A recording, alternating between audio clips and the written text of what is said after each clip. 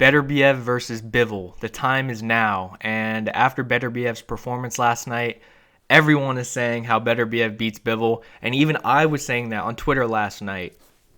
X Talk or Twitter or X, whatever you want to call it, Jack Talks Boxing. Follow me on there.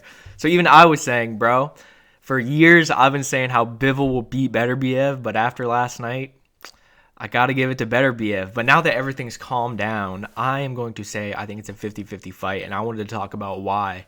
So, you know, last night was like a really good performance, but Bivol had a really bad performance last time against Lyndon Arthur, and I wouldn't even call it a bad performance, but just he fights to the level down of like to his opposition. And when he fought Zerto and Canelo, I was like, oh, no way Beterbiev's going to touch this guy. And then when he fought Lyndon Arthur, he got touched up. He may have got hurt to the body a little bit. He said he was joking, but I don't know. But Beterbiev Bivol is one of the best fights in boxing. It has to be made next. I mean, Saudi Arabia, there's so much money for that. And it's going to be amazing. I mean, Beterbiev is like 39. I think he turns 39 like in 5 days or something. But his style is not meant for old. His style does not age like very quickly. He's not like a Roy Jones where he's super athletic, where he just ages overnight because he isn't as quick or fast. No, he's just devastating power. That's the last thing to go. And his power, everyone was saying last night how like Beterbiev would destroy Bivol because the power wouldn't hold up. He wouldn't last 8 rounds. And I was thinking that too, but the more I think about it, I say it's 50-50. Like I was saying last night, Beterbiev beats him after all the years I was saying Bivol. I think it's a really interesting fight. So Beterbiev has destructive power. He has good boxing skill. He showed a good jab against Callum Smith, who was game as hell. Props to Callum Smith, a tough dude. I was not expecting him to last that long. Very, very tough. I felt bad for him afterwards. First time he went down, and he was so tough. Just kept getting back up. But Beterbiev's a monster, and you got to be physically tough, very physically tough to last with Beterbiev. And I think Bivol, Bivol has like, people talk about like if the wife thing is true, like if he hit his wife, and someone was like, the only thing Bivol can do now is 116, 112 his wife. And I was like, that's horrible. I mean, it was pretty funny though, but I don't think that's true. But anyways, I'm getting off topic. Beterbiev Bivol. If I had to, I'm going to try and convince myself to make a prediction, but I probably won't because I think it's going to be so tough. One thing about Bivol is everyone says he doesn't hit hard. I disagree. So I've been saying for the longest time, and I was saying that he was going to stop Lyndon Arthur, and everyone's like, that's the first time he'd stopped somebody in 8 years since Barrera. He's not going to stop him.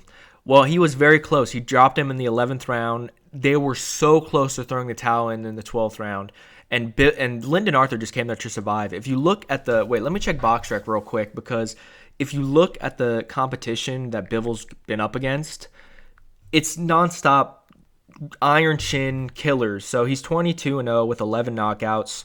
And so ever since he got last time he got a knockout, it was March 2018. I remember that night. I was hyped because he got a knockout in the 12th round against Sullivan Barrera, who's very tough. Next up, Isaac Chilumba.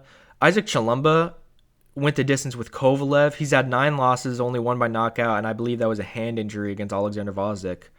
Yeah, he had a majority decision loss against Elater Alvarez, who was really good. Majority decisions close. He fought cruiserweights, so that's a total pass. And Bivol doesn't go for the knockout, so that doesn't mean he doesn't hit hard. He was hurting Chilumba early in that fight, by the way. John Pascal was on steroids, and he 120, 108 him and hurt him to the body, hurt him early. That's totally okay. Joe Smith Jr. While Joe Smith got destroyed by Beterbiev, Joe Smith had never been down, and he has a really good chin.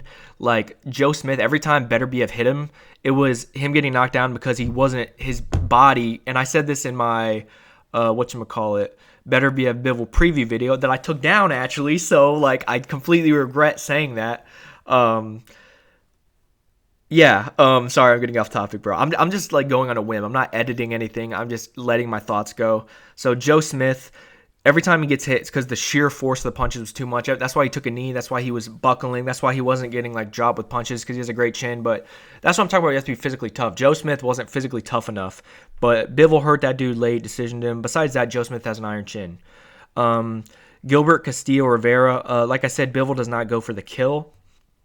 So he did knock this dude down, and Callum Smith brutally knocked that dude out, like gave him a seizure. but which was crazy. And then Umar Salamov, a big guy. I don't think Salamov's ever been knocked down. Decision him, that's fine. Canelo, totally fine. Zerto, who's 44-0 and basically a heavyweight. Then Lyndon Arthur came out to survive. That does not mean Bivol does not hit hard. I wouldn't be surprised if they fought and Bivol knocked Beterbiev down a little bit. Although he does not go for the kill, he fights the level of the opposition, and I wouldn't be surprised. I said that for a long time. I wouldn't be surprised if Bivol stopped Beterbiev, and I know that's insane, but you have to look into the fine print. You have to look onto the paper. So I think Bivol's power is underrated, and I think Beterbiev is susceptible to getting like hurt. He was hurt by Callum Johnson and I think Jeff Page Jr. in like round 1, which was just like an off-balance shot. But Callum Johnson had him hurt. If Callum Johnson went for the kill, he would have knocked him out.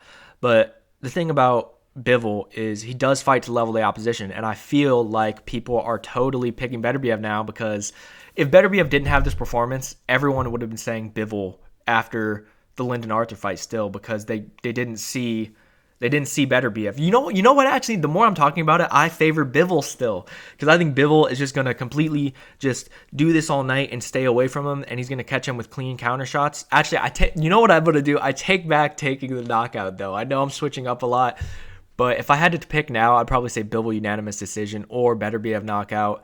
I wouldn't be surprised if it was a complete war. Beterbiev gets knocked down, Bivol gets knocked down. It goes to the cards.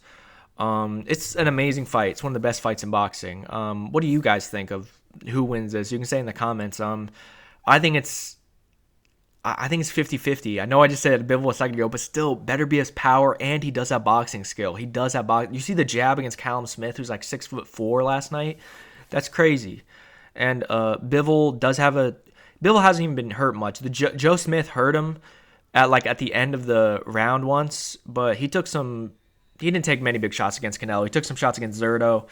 Bivol's defense is pretty good, but I think he's physically tough enough. And I think Teddy Atlas was saying this, who trained Vosdick, saying how Bivol is mentally tough enough to take the power. But you never know. It's boxing. Beterbiev is still a menace, a force.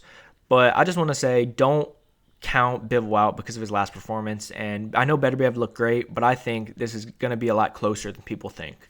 So that's my thoughts on Beterbiev Bivol.